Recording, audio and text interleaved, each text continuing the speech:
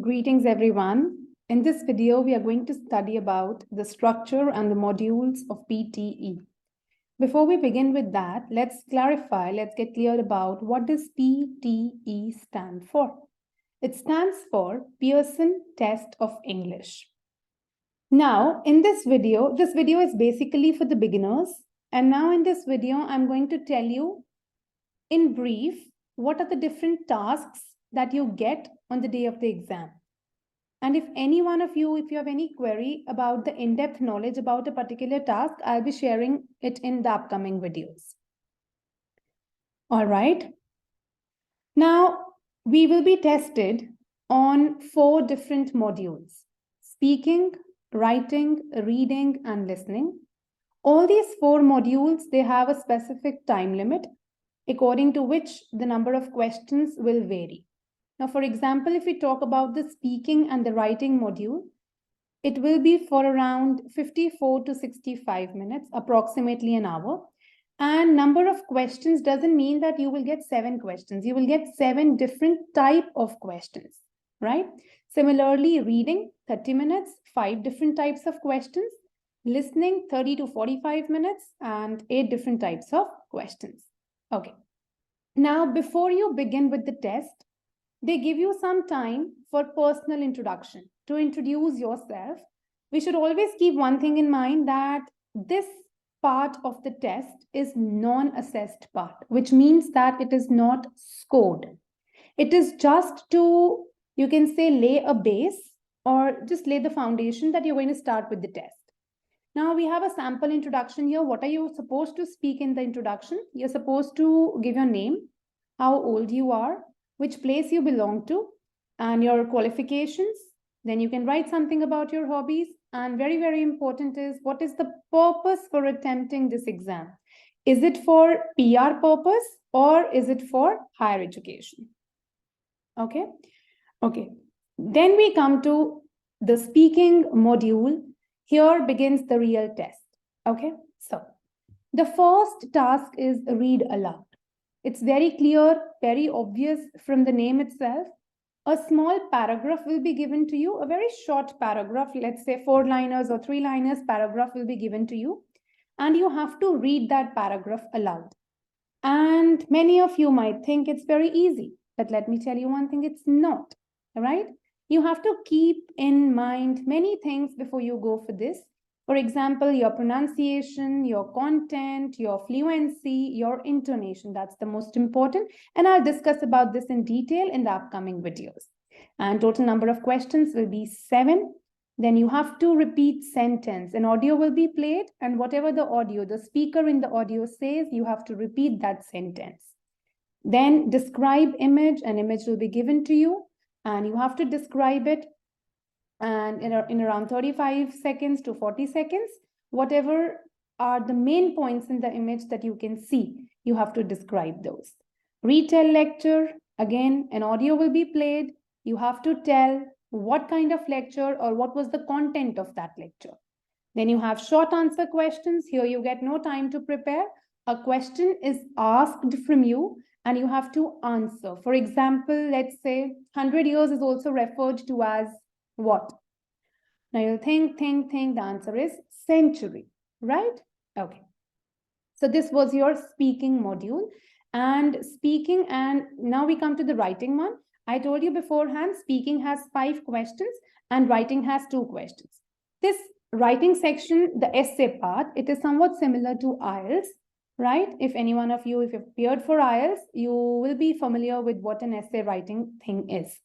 A topic will be given to you, and you have to write something on that topic for 20 minutes. You'll be given 20 minutes to write, and depends on the number of questions. If you're given 1 question, you'll be given 20 minutes. If you're given 2 questions, you'll be given 40 minutes. Then you also have to summarize the written text.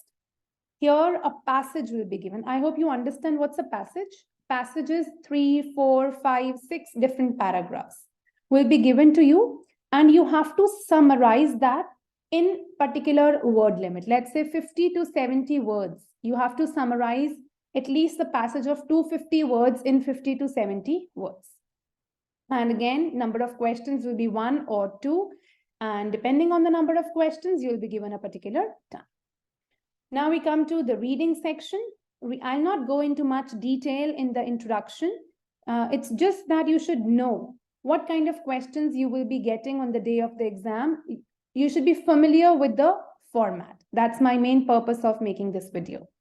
Reading, again, it has 5 different types of questions. A passage will be given, then a drop-down box will come, 4 options will be provided. You have to choose one. MCQs, multiple choice questions, reorder paragraph. Here, children usually make mistakes. Here, what happens is you are given short paragraphs, let's say A, B, C, and D.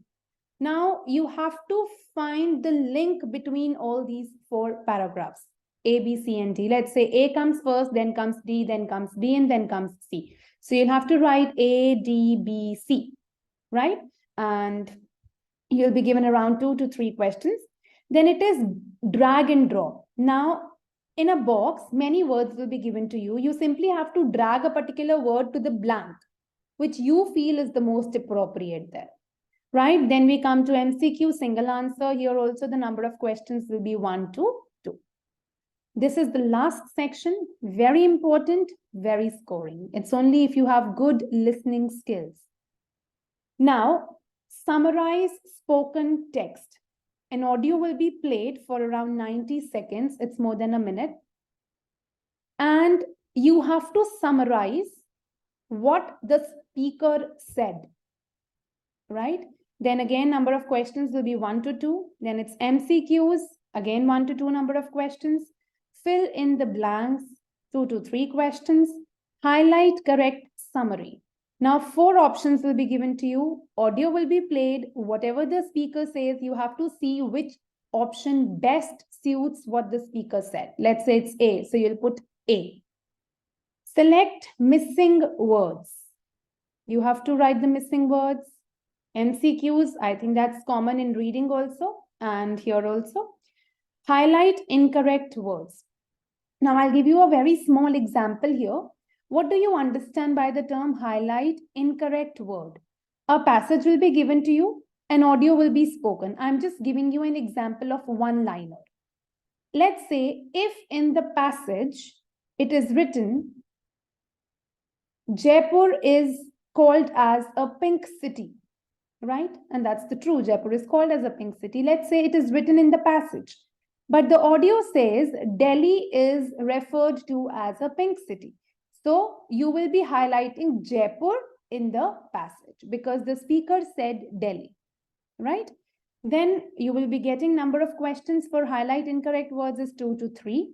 Then the last thing is the write from dictation. The number of questions will be 3 to 4. The speaker and audio will be played and the speaker will say around a line of 7 to 8 or 10 words. And you have to write. You have to type that line, type those words that were spoken by the speaker. And now if you have any problem anywhere, you're free to drop a message. And I'm here to clarify all your doubts. I'll be posting more videos related to this and we'll see you soon. If you really like the video, please subscribe to the channel. Thank you.